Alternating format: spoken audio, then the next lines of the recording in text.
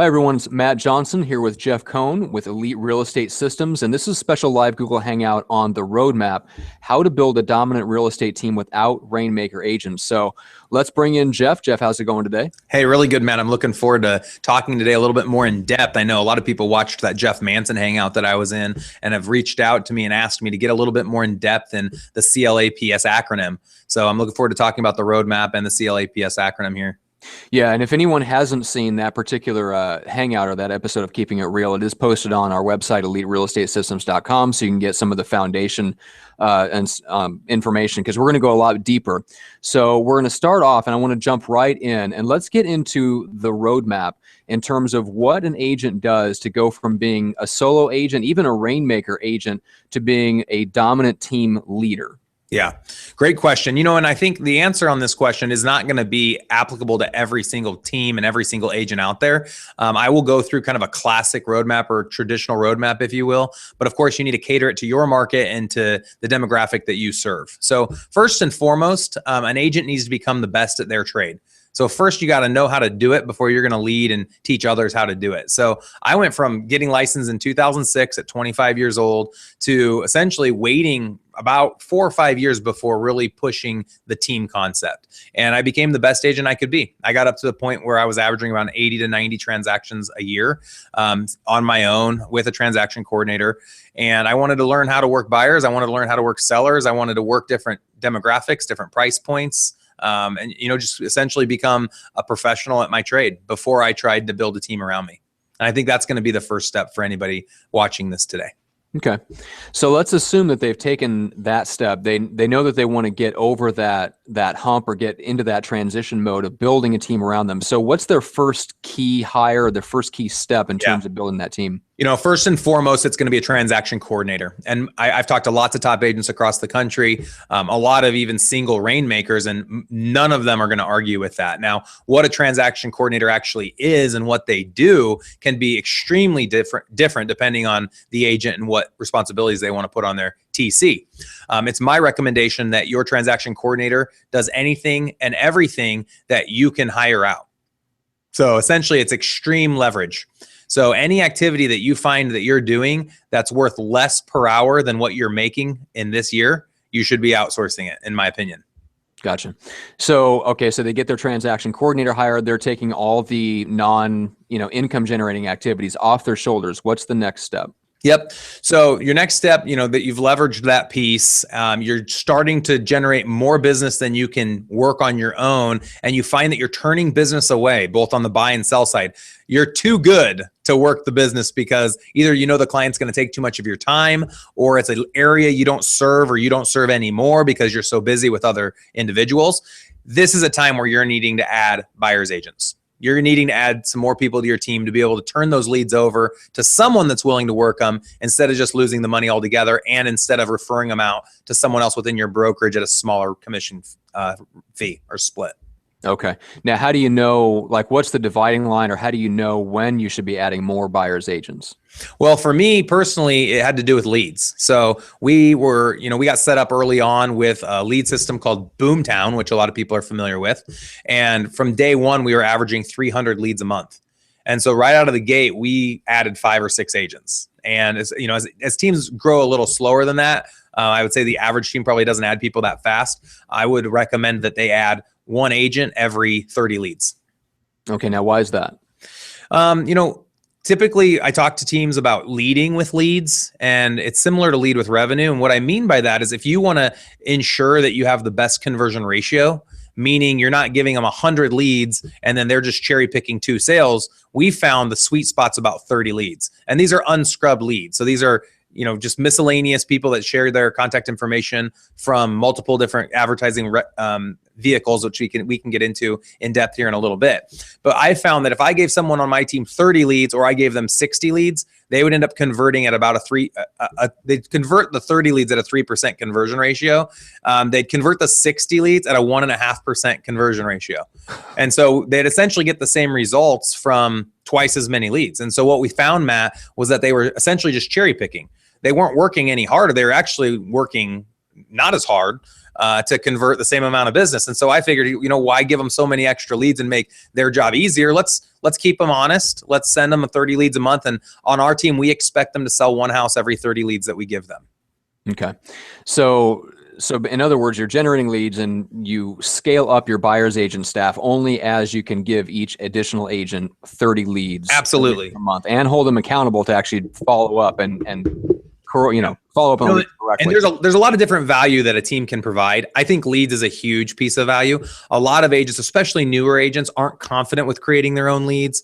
They don't know where to go. They don't know where to start. And no one's going to disagree with that for anyone, especially anyone new in the business, and all of us that were in the business our first 12 months. It's crazy. You're going a million different directions. You don't know where to focus your time. So our real goal, and I know this was part of the hangout today, but our real goal is to go after newer agents. We want agents that are hungry, that are willing to work hard, that haven't been trained the wrong way, so that we can take them under our umbrella and show them how to do business the right way. Yeah. Now, before we move on, I want to touch a little bit on this section here in the roadmap about lead generation, because one of the reasons you were able to scale up so fast, get a program like Boomtown, and start feeding it leads through pay-per-click was these marketing service agreements, which you've touched on a little bit in that hangout with Jeff Manson. But I want you to go deeper and kind of explain, how did you get that concept off the ground? Sure. And how did you get your MSAs structured to the point where it's literally knocking out and wiping out your entire marketing budget? Yep, I appreciate you bringing that up, Matt. And a lot of people are scared to talk about these MSAs, and I don't really know why. RESPA itself had a hangout 3 months ago with their attorney talking all about MSAs. And as long as you're doing them the right way, from the hangout that I attended that was put on by RESPA, they said that there's no issue. So I don't know why so many people in the industry are scared to talk about these. We're not too concerned with them. So what we did, Matt, essentially day one is we went out and we used an attorney to reach out to several of the lending vending partners of ours to make sure we did it the right way. So that would be a piece of advice I'd give anyone considering doing an MSA. They drafted up all the contracts. And we found some really favorable relationships with individuals that were already receiving leads from our team. And so they wanted to help pay for advertising by putting their name on our website and by generating internet leads primarily. And, you asked about, how do you continue fostering those relationships? Well, for us, it was continuing to add value to them and, of course, making sure that they were adding value to our clients. Okay. So you didn't really have any challenge even starting off, that you were already feeding them leads anyway. So asking for or increasing your MSA was just an extension of what you were already doing, right? I hear a lot of agents really worrying about that. How do you build those relationships? How do you reach out? If you're not already adding value to someone, why should they get into marketing with you? Why should they get into a relationship with you? So, I don't know that a lot of people are going to take a risk and throw X amount of dollars at your business or at the lead gen or to be on your website if they're not already getting a return. If you're doing what I recommended you do, which is become the best agent you can be individually before starting a team, and they can see that you're an up and coming agent, you're doing 70, 80, 90 deals a year on your own, they'll believe you when you say, hey, I want to put together a team and I need some help. Would you be interested in an MSA? Now, obviously, you don't go into it asking them for $5,000 a month or something insane. It needs to be equal to the value that you're providing to them from a marketing standpoint. You're essentially a walking billboard. And that's where I think a lot of people get into trouble when it comes to MSAs. Okay.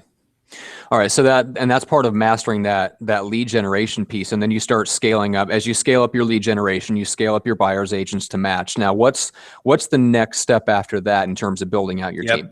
So, it's funny when you talk to agents that don't have a huge team, but they do have a transaction coordinator, I always ask them what their transaction coordinator does. And what I found, Matt, is that transaction coordinator wears a lot of hats. They are the sign runner. They are the showing assistant. They are the print shop. They are the marketing department. They wear all these different hats and they have all these different roles. And what we've done with Omaha's Elite Real Estate Group is we've really fine-tuned our process. We call it assembly line real estate, where each individual on the team is an expert at one thing, essentially subject matter experts. And so your next hire, I would recommend, once you have that TC role essentially topped out, is to hire an exclusive listing coordinator and an exclusive buyer's coordinator. So the transaction coordinator typically will become either the buyer's coordinator or the listing coordinator, depending on who they better serve. And then they can help you hire out somebody else to run the other role. Okay. Now, and you've touched on it just a little bit in terms of the fact that your admin staff is pretty much completely paid for, zero-based. Explain that. People think it's crazy, and I honestly don't think very many people in the public believe me. I'm happy to share my P&L if anyone physically comes and visits me at my office in Omaha. I'll show you my profit and loss statement. I'll show you my tax returns. You can keep me honest, keep it real. But yeah, what we did, Matt, and I know one of your questions was kind of starting off where I came up with that. In Nebraska, and every state's different, so check with your state laws. A real estate agent can charge and you also, what it's called has continually changed, but essentially we call it a broker fee or a broker commission. And what it is on top of the listing commission that we charge, let's say it's 7% or 5% or whatever it is, we charge a fee. And on the buy side, we're representing buyers, we have a fee as well. Even though a buyer doesn't typically pay a commission, we do charge our buyers a fee to work with our team. And so what we've been able to do is when we essentially would add that up each year, whatever, if the surplus ever exceeded $30,000, then we would use the difference to hire someone else for the next year. So essentially, but just like lead with leads that we already talked about, we would lead with revenue to hire our administrative staff. We're up to 7 full-time individuals working with our team because we've taken every dime of that broker fee. I've never kept any of that personally or taken a dividend off my business. I've taken all of that and put it back and reinvested it in my business to provide insane value to our team members as well as the clients that we serve. And it's made all the difference. And well, like you probably would, I've already addressed in the past, but we've gone from, in 2011, when we created our formal team, we sold 240 homes. So I went from 80 houses myself as a Rainmaker to a total of 240. Flash forward to today, we're on a path right now to do over 700 units in 2015, totaling over $100 million in volume. So we have grown exponentially here in just in the last 3 or 4 years. Yeah, and just to give people an idea, in terms of the number of transactions you did last year, which was over 400, compared to this year, which will be over 700, you've had to add what, maybe 1 staff member on the admin side? Yeah, on the administrative side, we've added a full-time exclusive buyers coordinator and a client care specialist. We've added 2 new showing assistants and 1 virtual assistant. So we do continue to add roles. We have added 2 or 3 more roles, but my team has literally doubled in 12 months. And I think one of the hugest fails that teams experience is that as their team gets bigger, their agents get bigger, and the owner makes more and more money, they're not creating an infrastructure. You have to continually create the infrastructure to provide the value to your agents, or else you're not going to keep your agents around. Yeah, and that's part of where those broker fees or broker commissions come from, because they give you that extra revenue to keep it building out your infrastructure as you do more deals, as long as you don't look at it as extra profit. Absolutely. And our agents are all part of this. I mean, every contract, I'm not selling anymore. I exited the sales portion of the business in 2013. So our agents understand that to work on our team, there's going to be a broker fee that's charged to their clients. We can't essentially remove that fee, or else that is in violation of RESPA. Everyone that works with our team has to pay it. The only way that it gets waived, quote unquote, is if an agent chooses to pay for it on behalf of their client, which we do allow, but that just comes out of the agent's commission. Okay. So, and I want to come back to the exiting part, and we'll dig deeper into that. But for now, let's finish out the roadmap. Yep. And once you've got a couple of key things. You've got MSAs that zero base your marketing costs. You've got broker fees that zero base your admin cost. Yep. So basically what you're doing is you're scaling up your lead gen. You're scaling up your buyer's agents and your support staff in conjunction with the number of deals you're actually doing. So you're never really running ahead or overstaffing unless you're charging that much in broker fees. So what's to stop you from infinitely expanding, and is there anything stopping you from just keeping building on your team? Is there any other steps beyond that other than just scale? No. And people ask that all the time. How big do you get? When do you choose to scale down? The market might control our scalability both directions. That's another thing that's great about this model is if the leads went down, let's say we did 700 this year, but next year we did 500, obviously there's going to be an administrative role or 2 that are going to be in jeopardy, and we'll simply let the end of it. We'll go in the same order but in reverse order, laying people off. Essentially, corporations do it all the time. We would have to do the same thing. But moving forward, which is the direction I constantly focus on, I would go as big as we need to go, and I think it's great to be able to build based off of results. It's a results business. So I'm not taking these huge risks, writing $100,000 checks for something that's an idea. I'm writing checks to someone based on what we already accomplished. And I can get as large as our team needs to get based on our sales volume. Yeah, and because as you're building out the infrastructure, the broker fees are taking care of what usually sucks up a lot of profit, which is the infrastructure. Oh, absolutely. Infrastructure kills teams. And, I've chosen not to become my own brokerage, also leveraging the brokerage's offices and back office admin, auditors, literal brokers. I find that I can be a lot more profitable, and this is off subject a little bit, but I can be a lot more profitable running a team rather than trying to run a brokerage. Now, I am very similar to a brokerage, and I'm told that all the time. We have 25 full-time agents, 5 part-time agents, and 7 admin. So 37 people. In a lot of cities, I'd probably have one of the top brokerages. In my city, in Omaha, we're the 6th largest. If we were a brokerage, we'd be the 6th largest real estate company. Kind of an interesting statistic. I don't know that you and I have ever talked about that. No, we haven't. That is interesting. If like if you were a country, you'd be India. All right, so I don't want to skip past this, but let me. There was something that we've talked about off the record. I want to bring on the record real quick, which is the marketing costs and the marketing spend. So you've zero based your marketing costs, but I want you to explain part of why that is. So you don't waste leads. You always talk about leading with leads. So. And I want you to talk about why is it that other teams, even though they have MSAs, still manage to spend 5 or 10% of their profit, of their GCI, or whatever the case is, on marketing. So they still choose to spend that much. There's several reasons, Matt. I'll address one that might be an obvious reason. I think that there's a lot of teams that don't receive enough in their MSAs. So they're a team that's very large, giving a lot of value to lender-vendor partners. And those lender-vendor partners, in my opinion, aren't paying the team what that advertising is worth that they're engaging in. And so essentially the Rainmaker, the owner, has to make up the difference by writing a check for $2,000 a month or $10,000 or whatever that might be. A second reason is I believe most team leaders believe that lead piece is the only value or the majority value that they can provide to their team. And they haven't looked for other value adds that they can give their team. And so if you're thinking leads are the only thing of value that the agents on your team are receiving from you, you're scared every day that those leads are going to go away or dry up. Our team does not exist because of the leads only. Leads are just an additional benefit. Literally last year, 1/2 of our sales came from the leads that we generate, but we also trained the agents to sell the other half of the types of leads that they can create, which we can talk a little bit about lead generation. The 3 buckets, you covered that a little bit on Keeping It Real. We can go deeper into that. But before we do, I want to, there was something I wanted to point out about the structure of your team and why it works so well with newer and inexperienced agents, because I think that's where a lot of existing team leaders or rainmakers that have tried to expand their teams already probably stumble or maybe even disbelieve that that's possible. Absolutely. I want to point out, like, the agents on your team, because of the level of transaction management, the sign runners, and all the admin support they're getting, these are people that may not have ever installed their own sign or a lockbox. Absolutely. I have agents on my team that don't know how, they literally wouldn't know how to open up the shackle on a lockbox to put it on a door, and they've sold over 100 houses. That's just insane. It's an assembly line, brother. So we've essentially built subject matter experts at everything. So literally buyer's agents on my team, if they choose to, they don't have to show houses. They can use a showing assistant to go out and show houses on their behalf. And when those buyers find a house they want to write on, they use their buyer's agent to write up the offer, but not to physically open doors. Agents can spend their time better than going and opening doors. Now, obviously, there's clients you're going to take care of. If it's a personal referral or a certain price point, you can choose to work them.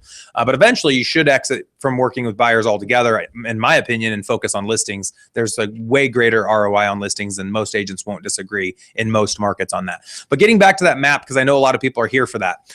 We talked about expanding to 5 agents, lead with the leads. There's no exact recipe for success here. Every time you can add an additional 30 leads a month, you need to add another agent. If you find that you're agent heavy and you're only giving them 15 leads a month, then I would say do not add another agent to your team. Go and try to put more focus into lead gen. If your MSA isn't covering all of the leads that you need to create so that you're hitting that 30, you may consider letting some of your agents go or writing a check to generate leads. In the beginning, we wrote checks.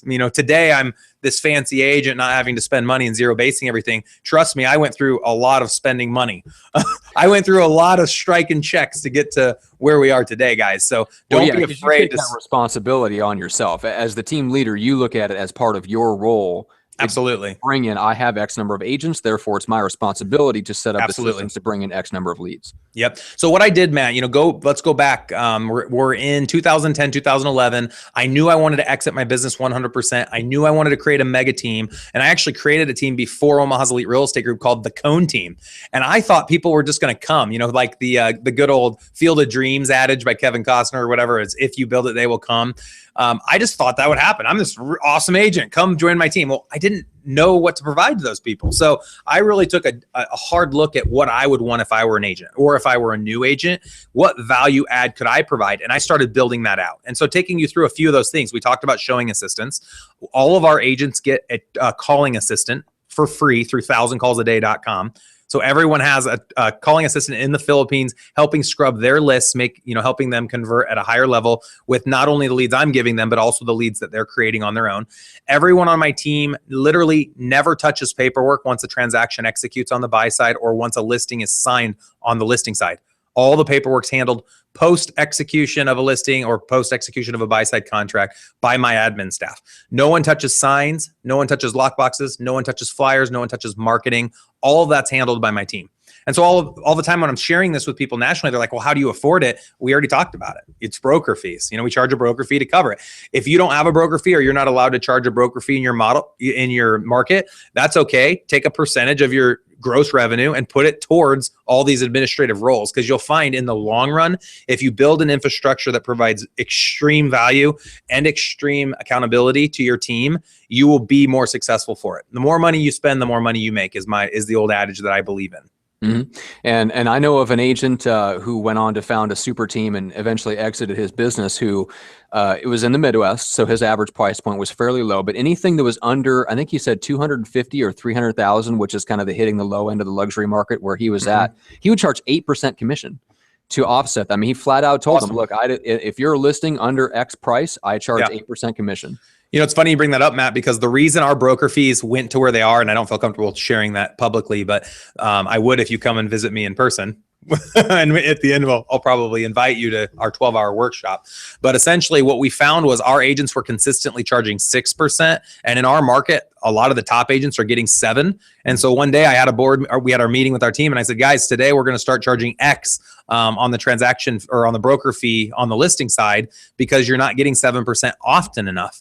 And so I was going to literally have to write a check out of my commission cut to help support our admin staff. And I said, I shouldn't have to be paying it, because I had trained them to take listings at 7%. But some of and I tell them to their face, the weaker agents that don't have the dialogue and can't show the value, they're taking them at 6%. So I was going to be sure I got that additional percentage by some means. And that was through our broker fees.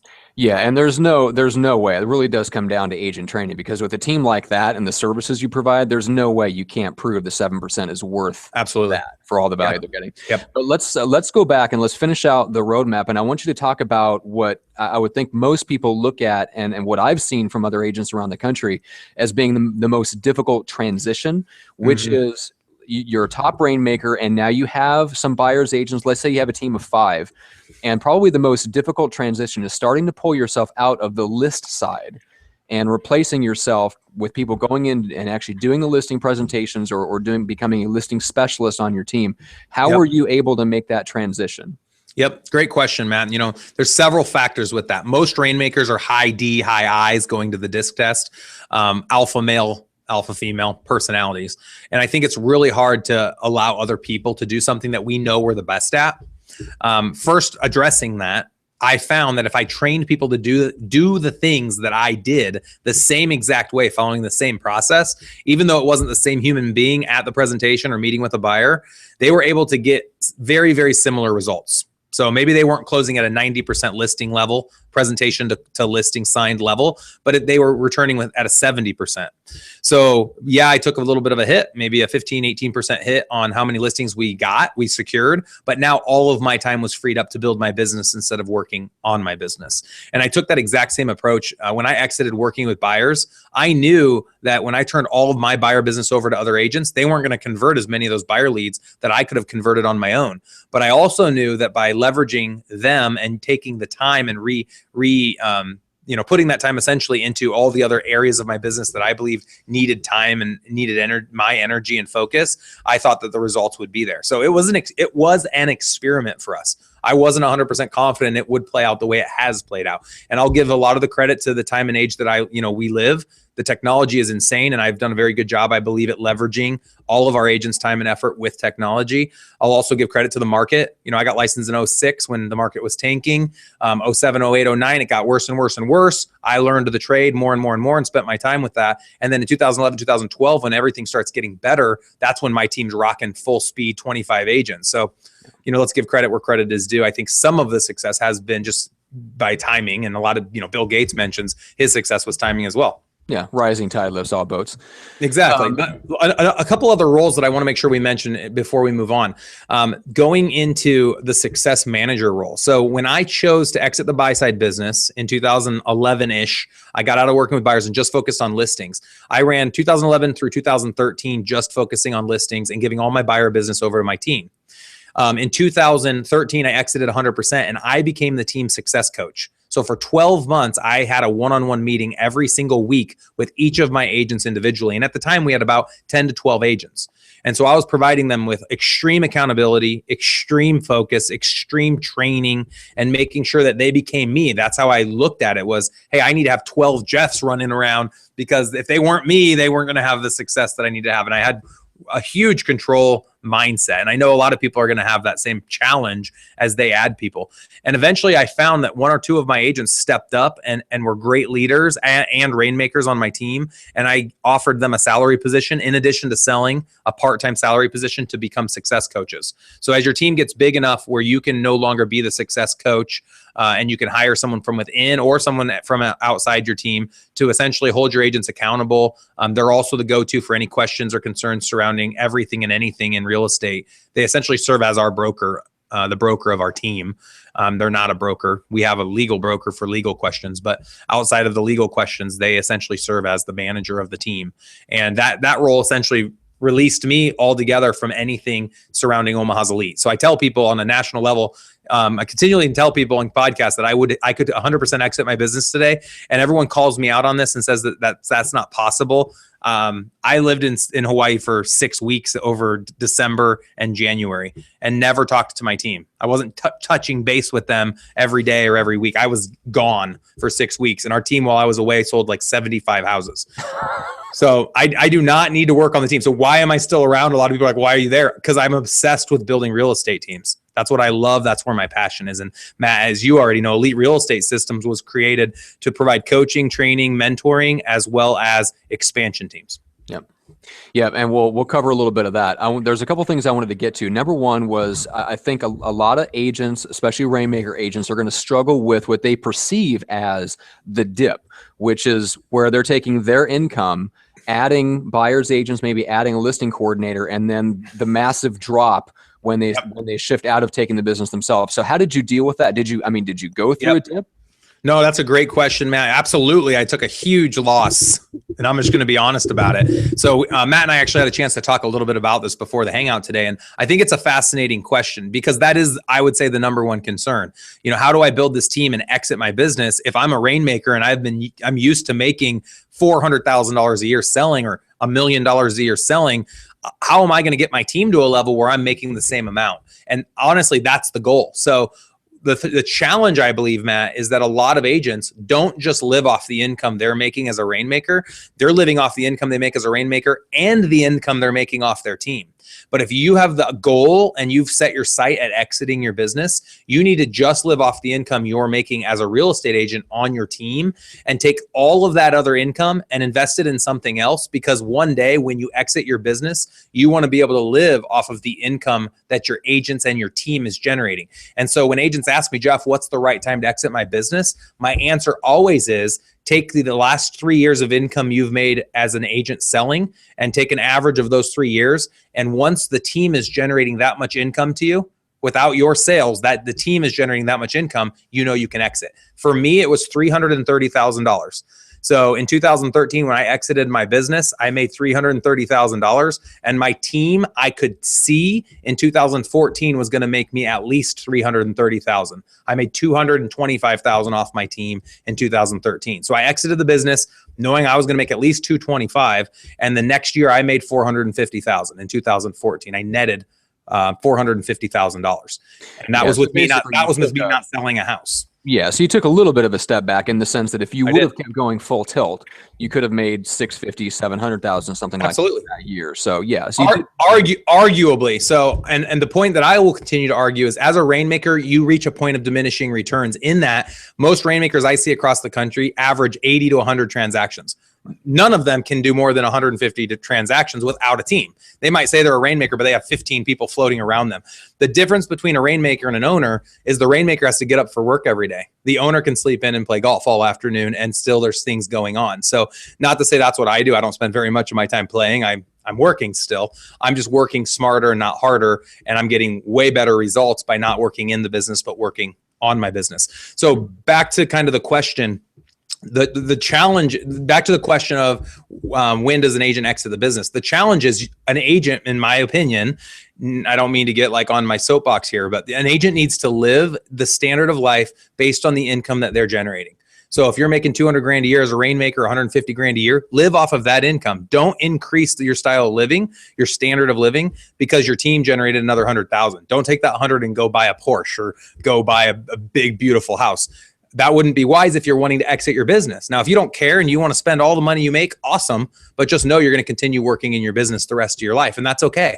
99.9% of Rainmakers will work in the business until the day they retire or the day they die.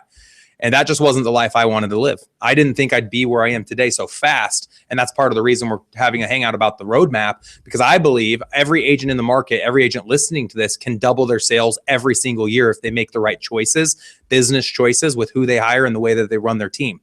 And so that is the soapbox that I'm continually on with all my hangouts, Matt, because I did it so quickly. I want others to have the same success. Yeah. And that's one of the key differences, is something that I know about you because we've talked a lot about it, but you came into that with a very specific design always of having a team and eventually exiting the team. So you did everything with that mindset, but you did everything in the terms of the goals was to build the structure that would eventually support you as an owner, not as a Rainmaker. Absolutely. Yep. That was always my vision. And I told Matt earlier today as well. I didn't think I thought I'd be 45 or 50 before I got to a place where I could literally exit the sales and just run a team. I never thought that it could happen so fast. And so now I get on nationally and I tell everyone it can happen that fast. You know, I was 25 when I got licensed. I was 31 when I started the big team. I'm 33 years old. In 3 years, guys, we went from me being a Rainmaker to me quitting, leaving the business 100%, and now just being in the ownership role. I now own 5 or 6 LLCs and corporations in other real estate related ventures. And this year I'll net over $1 million, which is my first $1 million year. And I don't share it to brag. I share it to help motivate others that are listening today. Mm-hmm. Now, before we move on to kind of the systems that allow newer, inexperienced agents to be successful, which is a big part of what we want to talk about, I do want to touch on something real quick, which is what are, in terms of exiting your business, what are the 2 people that report directly to you and what are their roles within the team? Yep. Great question. I have 2 direct reports. So I am involved in my team. I spend a couple hours a week. I could spend no time, but I spend a couple hours a week with the team. I have a board meeting every week with the 2 main direct reports, and those are our Success Mgr. And I actually have a meeting with him every week for 1 hour and he goes over all of the agent's individual success. And so holding him accountable to holding our agents accountable to the things that I believe are the most important to help the agents have success. And then the other role is an operations manager who started off as our marketing director, and he oversees all the administrative staff. So he and I have a one-on-one once a week where I go over all the projects that I want him working on. He's essentially all back office, and our success coach is all agent relations. Okay. So basically you have one, let's call it like a board meeting, team leader meeting of some kind every week. And then that's about it. Every Monday, I meet with them as a board. We also have an agent advisory group. Essentially, we have one agent selected that speaks as the voice of our agent team, and they go to that board meeting as well. And then I do go to our team accountability meeting every week. We have a meeting from 9:30 to 10:30 where all of the agents report on the different activities that we hold them accountable to.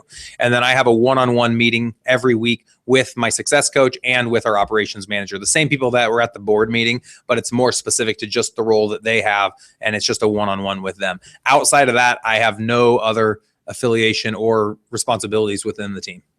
Yeah, and that's a pretty good sneak peek of what, when you talk about people coming to visit you, that's what they're coming to see. Like they come in and they spend a Monday with you because that's when the board meeting happens. That's the Monday morning accountability team. Yep. That's when the recruit, like if you're doing a recruiting meeting with a new agent, all that takes place on that one day. One-on-one meetings that day. Yeah. And I know there's people listening that probably want to learn more. To come and check out our team, it's a whole day event. It's 12 hours starting at, like you said, the board meeting at 8:30, but we even have breakfast before that. So it's about 7:30 in the morning till 7:30 at night. And I charge $3,000, and it's $1,500 up front. And then when you come at the end of the event, if you felt like there was value there, you pay the other $1,500. If you feel like there was no value, I actually reimburse the initial $1,500 100%. I've already had over 50 people come to this. This year we've had about 20. Last year I had about 30. Everyone that has come has had extreme value. I have a video you guys can check out here. It'll be up in about a week on Elite Real Estate Systems website. That's just testimonials of top agents across the country who've attended this. We also have a video up right now that's just kind of like a little 2-minute highlight about the event. And that's not our point of hanging out with you today. But if it is something that you could see be of value, I'd love you to come check out our team, and I'd love to spend some time with you. And we would I'd spend time consulting to create your personal, specific, customized roadmap to success. Yeah. And let's get into the details a little bit. I want you to cover real quickly. You mentioned calling assistants and just briefly glossed over the fact that they scrub leads. Now that's something that's a big deal. OSAs, outside sales teams, calling assistants, whatever you want to call them. But most people are thinking of them in terms of how can I use them to make the calls I don't want to make, or that my team is bad at making to generate leads. Now, what's the difference between what you're doing and using them for lead gen? Great question. So I would say that 80% of an agent's time, an agent that is working as a buyer's agent or a listing agent, 80% of their time working the business should be spent prospecting. And there's 3 buckets we talked about earlier today, and I want to address them. I didn't get deep into them with Jeff Manson. Those 3 buckets are internet lead generation and social media, which are the leads I'm providing to our team. The second bucket, and the most important one, is the sphere of influence, which I define it as anyone that knows the agent. So someone that they would run into at a grocery store and they'd know their first name. And then the third bucket is prospecting efforts to people that don't know their name. So that would be your open houses, your mastermind events. That would be running into someone at a grocery store that you've never met before and trying to get them to buy a house with you. That would also be your just listed, just sold, expired, and for sale by owner calls. A lot of agents, to your point, Matt, think that if they have a calling assistant, that they no longer have to make expired calls, that they now can just sit back and relax and wait for the leads to come to them. And all they'll need to go out and do is sign listing agreements. That's not how it works. I actually challenge the agents that hire calling assistants on our team to make as many calls as the calling assistant makes, because the calling assistant's success is going to be based on the agent's ability to direct the calling assistant to the right types of calls and to direct the calling assistant to use the right type of dialogues to get the best results possible over those calls. So the way that we currently are utilizing calling assistants, again, through 1,000 calls a day, and I am their consultant as well. So I do have an interest in that company. Go check it out, 1000callsaday.com. We have all sorts of content, and we even do for people that don't know, that company was basically based on your systems that you were already running. Yeah, I built the company with Jessica Sanders and Frank Klesitz over at Viral Marketing. I opted out of ownership, and I wanted to take a consulting role. So yes, they built the business. Essentially, it was modeled after the 3 full-time calling assistants that we've had for over 2 years through my outdesk. Yep. So the way that we currently are utilizing calling assistants, Matt, is we're having them go through on our agent's lead day. We don't do a round robin per lead. We actually do a round robin per lead day. So I have 25 full-time agents in a 25-day rotation. So every 25 days, an agent on my team knows that every lead that comes through our pipeline is going to go to them from 8 p.m. at night till 8 p.m. the following night. And then they have to physically report to our office from 10 a.m. in the morning until 8 p.m. at night, and they get a 1-hour break sometime in that day. Now, on that day, all the leads are funneling to them. I told the audience you're going to get around 30 leads a day on our team on your lead day. In addition to those 30 leads, they are going to have my personal calling assistant calling on all of the leads that they have in Boomtown. Now, every agent on my team on average has over 2,000 leads in their Boomtown account. These are leads I've assigned to them. These are leads they've added from their sphere, and these are leads they've added from their prospecting efforts. Well, when leads go into Boomtown, the leads go into different categories depending on the interest of the lead. Well, I then have the calling assistants calling in all those categories and spending about 2 hours of their time every day calling on behalf of the agent that's physically in the office that day, so that when they create opportunities, they essentially engage with someone that says, yes, have Jimmy give me a call to talk about the house I need to sell. Jimmy is physically at the office waiting for that opportunity to come to him. And so it's all about time and being able to engage with people that have interest in buying or selling a house while they're interested in being engaged with. And too often we're trying to interrupt people's lives to get them to engage with us. And it's all about timing. I mean, I feel like a lot of the success we've had is because when leads come in, we're calling them in the first 5 minutes. We're making 3 calls the first day, sending a text, leaving a voicemail. And then over the next 13 days, if we don't engage with them, we're sending them 7 more emails, a text message, another voicemail, and we're making 7 more call attempts. And all of that is on my agent's shoulders. The calling assistants are simply scrubbing the leads my agent didn't get a hold of in the first 2 weeks. Yeah, and that's a very key point. So it's not in terms of lead generation, it's lead qualification and exposing maybe some opportunities there that the agent would have missed through just lack of follow-up. Yeah, that's what we're choosing to do with our calling assistants. Now, don't get me wrong. I'd say we have 20 clients right now across the country using 1,000 calls a day. And their calling assistants are literally making 1,000 calls every single day on their behalf. A majority of our clients are using them for prospecting. They're not using them for data mining, but I'm just kind of sharing a new way that people could look at that calling assistant to help with conversion ratios. And, you talk about lead conversion. Our team has averaged over the last 3 years, a 2 to 3% conversion ratio with direct unscrubbed internet leads. Nationally, when you start asking other teams what their conversion ratios are, first, they won't know. But for the ones that do claim that they know, they're going to see about a 0.5% to a 1% ratio. So if that's true, and our team's converting 2 to 3 times as many leads, we have to ask ourselves, why are we having the success that we're having? And there's several reasons. One is those calling assistants scrubbing. 2 is the accountability piece. And I would say that's the greatest reason why we're having success is we're not just handing a lead, we're handing a lead and then holding the agent's hand to ensure that they're doing the proper activities with that lead to get the majority of those leads under contract. Yeah. And then you're running all of this through Boomtown. So I don't know if anybody caught that, but basically every prospecting activity the agents on your team do, the results of that, any contact information they come in possession of, all goes into Boomtown, regardless of where it came from. It gets assigned based on the interest level of the prospect. And then you can hold the agents accountable, not just to the leads that you're giving them, but the leads that they've generated themselves. Yep, absolutely. So another thing that we do of value is I talked about viral marketing already. We're a client of viral marketing. They charge like $550 a month. We send a high value, high level video every 2 weeks to everyone in our database. Matt, I have 50,000 people in my database. So we're sending lender videos of our lenders talking about points that the public would be interested in. We send a market update video out. We send around Omaha videos out to let the public know about new events that are coming up in the coming months. And we're giving extreme value to people that have registered, not just real estate value, but value in other areas to make their lives better. And what this does is it builds a bond and a relationship with 50,000 people in the hopes that when those people come across someone thinking about buying or selling a house, they're referring it back to my team. Okay. Now let's talk about a little bit about the systems in terms of bringing a new agent onto your team, because we're talking about bringing less experienced agents or maybe even agents that were just unsuccessful on another team or as a solo agent that are now coming into your team. Okay, so you're plugging them into these systems that are going to make them successful. We talked about the accountability piece. We talked about like the fact that you have a marketing director or an operations manager. So what are some of the other systems that these newer agents are plugging into that are giving them that ability to be successful right off the bat? Yep. So going back into the CLAPS, we're going to be in P right now, which is processes. So we've talked about leads, we've talked about accountability. We haven't really talked a lot on culture, which I'll address right now as well, and processes. So to the process of a transaction, I talked about assembly line a little bit. We also are going to have a process for onboarding an agent, and our onboarding isn't going to be a 2-week crash course. Our onboarding is forever.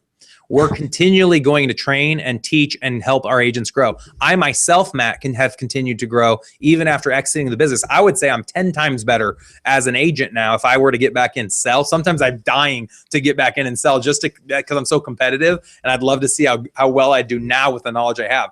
Because you have to be a master at everything you do. I never want to allow my student to essentially teach me and get to a place where they know more than I know. So I'm going out, obviously seeking the best books. If I turn my camera, which I can, I turn my camera around. I have a bunch of books up here in the bookcase, which I've read. I'm on podcasts all the time, both as a guest speaker on a podcast, as well as interviewing other people, other individuals, and listening to other interviews that have taken place.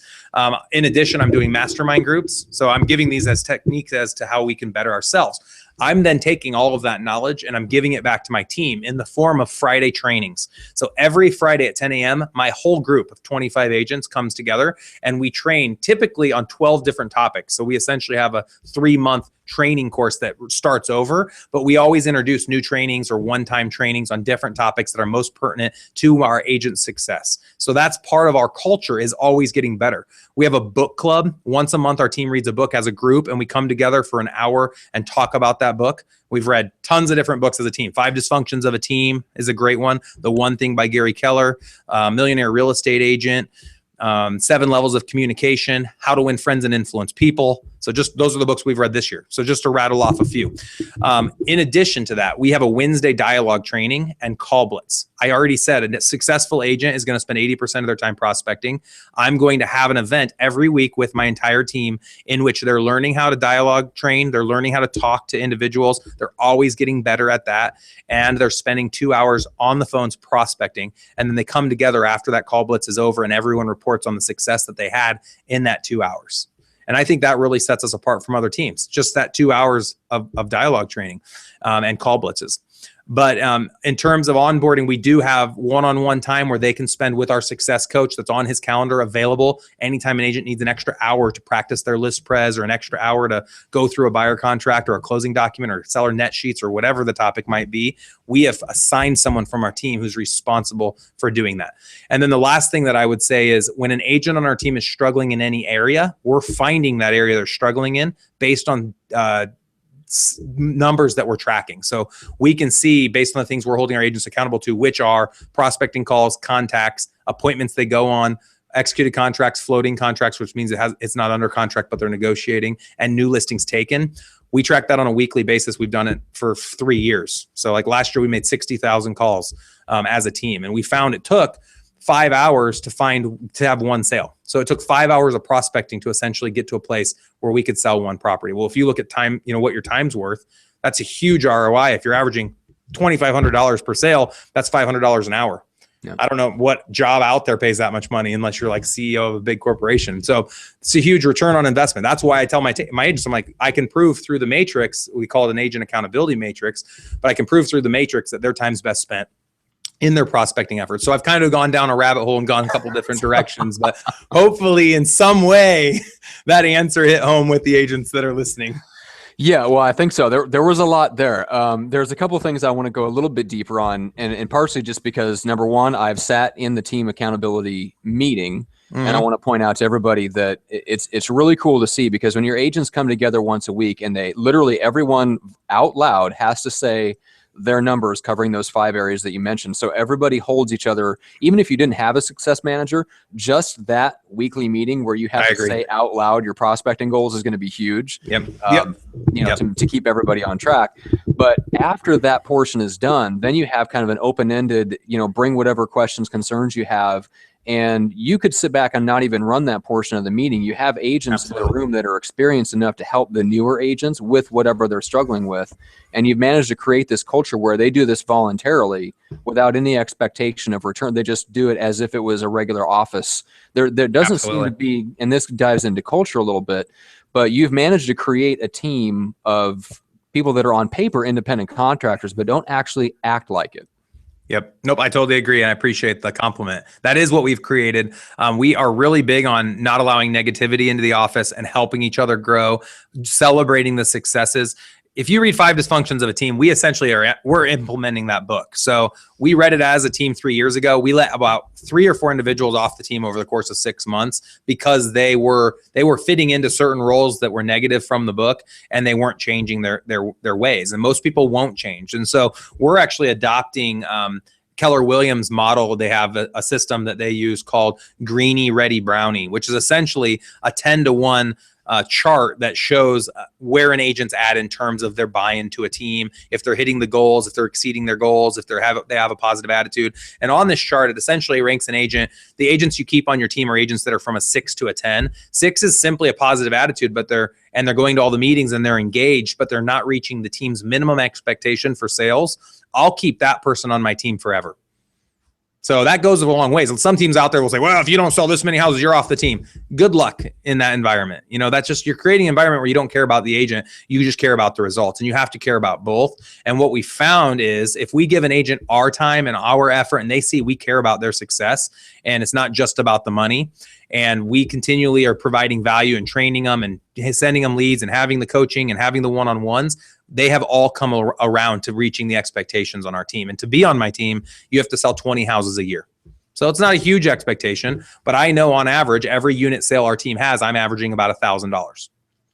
So you can see with 700 units, I said we'll make about $1 million this year. I'm making around 700 off of the sales, and then 300 off of some ancillary services surrounding the real estate transaction. Okay. And before we've got maybe 10, 15 minutes left of this, but to dive into some stuff, but walk me through real quick. What's your average one-on-one meeting with an agent look like that's holding them accountable and tracking all of these numbers, all of their and all this stuff? So everything that gets reported at the meeting is also going to get reported in the one-on-one. So those 6 things that we're tracking: how many calls, how many contacts, how many face-to-face appointments they've been on, how many executed contracts, how many floaters, and then how many new listings they've signed. We're then going to take that data. My success coach is going to put that all into a matrix, and we track that matrix for each agent every week. And then all of the individual agents' numbers tally to a team total. And so that's where I said last year we made 60,000 calls. This year we're going to make over 100,000 calls, prospecting calls as a team, which I don't know. I know there's a few out there. There's not very many teams out there that will make that many phone calls. And so now people say, okay, your team's just making phone calls. That's not at all what we are, but that's definitely a part of our business. And any successful sales organization has an outbound sales division. And I've just simply trained my agents to be the outbound sales division instead of hiring all of it, because I think that they do a better job than hiring all of it out. Now, obviously, I've already addressed that there's certain things that can be hired out and should be, which I talked about with the conversion aspect of things. But in that one-on-one, they're going to first talk about that. We're also going to open up their Boomtown account, and we're going to make sure that they've treated all of the leads, not just the leads we've given them, but the leads that they've added. We're going to make sure that they've kept up with the expectation we have for those leads. And so we have, obviously, you have several different categories you put leads into. We denote them as hot, being someone ready to buy or sell today; nurture, being someone ready to buy or sell in 3 to 6 months; watch is someone ready to buy or sell in 6 months to 12 months. And then anyone else goes into archive. And if we have someone that says, registers Mickey Mouse or don't contact me or whatever, then we just put them into trash, and we're not going to bother that individual. Well, if they're in hot, that means an appointment has to be set today. So our success coach is going to open up the account and say, okay, here's your 9 people in hot. Do you have appointments set with all these 9 people? And then we're always going to get what we call the story, which is the excuse. And they'll say, well, this guy, no, because they decided they're going to buy and blah, blah, blah. And they give it the story. And he said, I don't want a story. If you don't have an appointment set, we need to move that to nurture. You have to take it out. And right then and there, they move it to nurture. That's no longer allowed to be in hot. And then they'll go into nurture and they'll say, have you called everyone in your nurture within the last 15 days? That's the expectation on our team, is that everyone in nurture, anyone indicating they're going to buy or sell in 3 to 6 months, has to be contacted by the agent by a phone call every 15 days. And so they'll sort the data out of the 30 people that are in nurture. They'll make sure they've all been called. If they haven't, then that agent gets written up essentially. And the success coach will make a note that list hasn't been called. And he'll say, you know what? I'm disappointed you haven't called the list. Before we meet next time, I need you to call the list. And then he goes into watch. Anyone in watch needs to be called every 30 days. Same thing. If someone has been 43 days, they'll say, hey, I'm disappointed. This person didn't get called. They need to be called every 30 days. And then archive, we recommend you call every quarter, every 90 days. And anyone in your closed, you call every 90 days. Anyone that's already bought with you. And anyone in your sphere, you call every 90 days. And then anyone in your pending, meaning it's obviously executed, it's in escrow, it hasn't closed yet, we ask that they call that person every week, not only to stay in contact with them, but also to ask for referrals. The best person to ask for referrals from is someone pending, because that's their entire world. That's all they're thinking about. That's all they're talking about. They'll have the most opportunities to refer business to you. The second best place is going to be your past closings. Those people have already worked with you. They've already had relationships with you.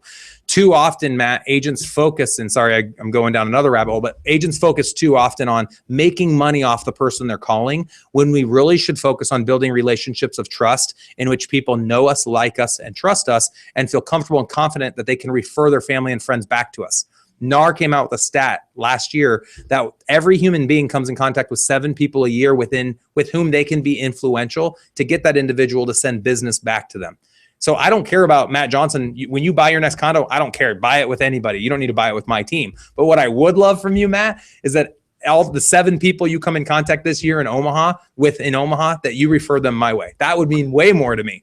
And so I've told my agents and trained my agents to say that, to tell people, you know what, I'd love your business when you go to buy or sell a house, but what matters more to me is you referring business to me. So our success, and I share kind of some of those dialogues with you in that manner, because that's the exact way our success coach is communicating with the agent that's sitting in front of them, motivating them, telling them good job, not looking for negatives, but looking for the positives, highlighting the positives, and wishing them well for that next appointment. So the big question out there for those that have been able to stay with us now for as long as we've been on this hangout is, how do you hold that agent accountable to doing it if they say they're going to do it and then they don't? And the easiest thing out there is take away the leads.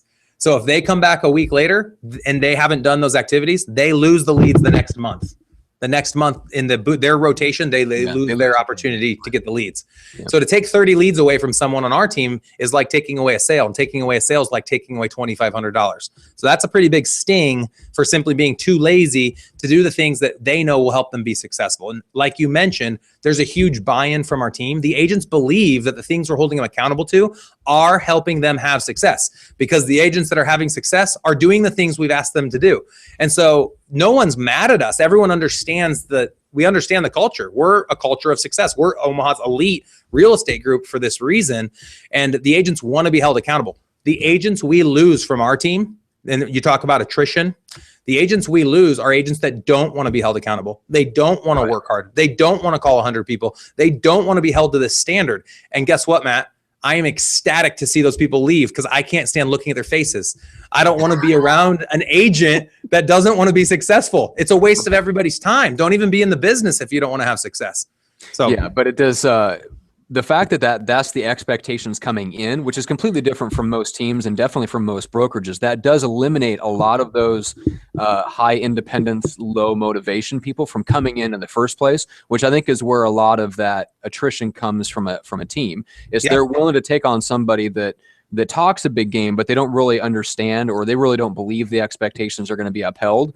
And when they come into the team, they don't perform, and then having to get rid of them or they leave on their own. It was because those expectations a lot of times weren't set on the front end, because the systems aren't there to back it up. Yep. For our recruiting process, and I know you wanted to get into this a little bit, we actually will bring an agent into the office once we've had we talk to them over the phone, and then we talk to them in person at an offsite location where it'll be confidential. And then if they've passed both of those face-to-faces, we bring them in to our accountability meeting, our Wednesday call blitz, and our Friday training. And we tell them that the expectation when they join our team is that they have to be actively participating in all of those events on a weekly basis. And for an agent that gets licensed so they can sit by the pool or go shopping every day, that is not going to be something they want to be a part of, and they run from it. But if it's an agent that has to make ends meet, they want to make $100,000 a year, they want to be held to a higher standard, they want to be part of this bad A environment with agents that are successful, that are getting results, those are the people that race to be on my team, that want to be on my team and are grateful to be on the team. And that's exactly who we're looking for. So my goal is to scare them away. My goal is to tell people they can't make it on our team. It's going to be too hard for them. It's going to be too stressful for them. They're never going to hold up to, to our standards. Sometimes I use some reverse psychology depending on the personality. And the people that stick around are the ones that I want to hire. Yeah, well, you mentioned it very, very briefly, just the concept of almost looking at your agents as an outside sales force. Kind of like a corporate environment, which I think that's why this system works with newer or inexperienced agents, because you have to catch them before they get ingrained with bad habits, right? Before they get ingrained within the mentality, but you're also catching them in the sense of they're plugging them into the system where they are strictly selling. Right. They're not dealing with all the admin. They're not dealing with all the paperwork and all this other stuff that bogs most agents down. So they literally can just focus on being an outside sales, an outside salesperson, just like if it was in more of a corporate environment. Yep. And it also doesn't give them the ability to learn how to do all the other things to where they feel like, oh, well, I can just leave tomorrow, double my income. Absolutely. Like down the street. Yep, absolutely. Yeah. And we've created an environment where an agent that is a top producer, which we have a handful of agents this year, over 5 that will do over $10 million, that will make over $150,000. And a lot of those agents look at their business and say, would I be better off leaving Omaha's Elite? And most of them know the truth is that they'd leave our team, and while they'd make a little bit higher commission split, they wouldn't be held accountable to this high standard. They wouldn't work as hard. They wouldn't make as many calls. They wouldn't have all the support from the back office. They'd have to rebuild what we've built. And my overhead's over $40,000 a month. you know, and I have a lot of that being covered through these different vehicles. But if you're only selling 80 houses a year, those broker fees aren't going to add up to much, and those MSA agreements aren't going to add up to much. And so I argue and I teach that all they need to do is build a team just like I've built within my company. And if they build a team within my team, I'll let them be me. I tell agents all the time, I never would want to put someone in an environment where there's the ability for them to never become something more, something better. And I think that's a mentality that too many leaders fail to have, is that they put someone in a transaction coordinator role and they never want to lose them as a transaction coordinator. Well, if you have someone in a role that wants to become something more, help them become something more, and they'll be grateful for, you know, to you for doing that. And that's the way I look at all my top producers. Is I've said to all of them, that's awesome, you're doing so great. You need to hire your first transaction coordinator. Even though my team provides one, they can hire someone in addition that helps them a little bit more and goes out and gets a listing signed, or goes out and works with the buyer to get the paperwork signed, something that our team doesn't do for them. They can hire buyer's agents on their teams. And all the splits are still the same split that I have with that individual agent, but I'm helping my agents right now build out teams. I have 7 agents right now that already have additional agents on their individual teams. Yeah. Yeah. And that's a key point. I think that's probably something that I definitely had not heard of other teams around the country doing that, or even thinking to offer that as a possibility to their agents. Everything becomes, if they have a successful team, it's about, let's just keep the wheel going. We have a system, right. It works. Don't mess with it. You are a cog. This is your role, and you stick to it, or you move into a different role. A lot of team leaders are leading with fear. They're scared their top agents are going to leave. They're scared their admin are going to go off to another team. They're constantly scared and fearful. I say lead with value. Lead with the abundance mentality that there's enough for everybody. Let's all be successful together. I've had top agents in the country tell me my splits wouldn't work. That my split structure isn't profitable, that I can't make money doing it the way we do it, because we give a lot of commission away. My top buyer's agents are at an 80-20 split. And I'll share the splits. A lot of people are always scared to. Our internet splits, any leads I generate to my team, is a 50-50 split on the buy side. It's a 35-65 on the list side, with me keeping 65. And then all of our agents on the leads they bring on the listing side are at a 60-40. So that's kind of running you through. Overall, last year, Matt, I grossed $1.7 million, and I paid 57% of that GCI into agent commissions. Now, we talked about some other areas, though, where my percentage is 0 or very close to 0 in the admin category and the marketing category. So I believe I make up the difference of what I'm giving my agent team. I'm making up the difference through my MSAs and my broker fees. And that's why I'm able to net over 33% of our GCI. That's what I did last year. Yeah, and that's a really key thing, because that came up on a podcast that you were just on here the other day, which is the profitability of teams. And we don't have a lot of time, well, really any time, to get into it on this particular hangout, because we've talked about so much other stuff. But that is something I do want to get into on another hangout sometime down the road. Is just how to make the teams profitable. Number one, because there's the perception out there that you can't take more than, let's say, 20%. To the bottom line as a team leader, which means, then leads down the path of, okay, well, I can't make as much money as a team leader as I can as a Rainmaker with the support staff. You've proven that wrong. So I want to go through the numbers on that. And then I was hoping to also, which we won't get a chance to get into, but I wanted to get into just the real nuts and bolts of how you exited and the support structure, and then how that potentially translates into expanding outward from there, and being able to expand into new markets, or even sell your real estate team, and how you structure things to be able to do that. So those are things that we will unfortunately have to get into on another day, because I want to go in depth on those. No problem. I'd love to go into depth more on those, Matt. And I appreciate you, talking with me today. Those are some awesome questions. Obviously, you can tell I'm super passionate about this. So for those of you listening, if you want to come check out the 12-hour workshop, it is. Come check it out. It's awesome. I think you'd really enjoy it. I would love the opportunity to meet with you. And Matt barely touched on expansion teams. If you're an agent listening to this and you don't want to have to build that huge infrastructure, you just want to be an individual agent forever, I will build that infrastructure for you for free.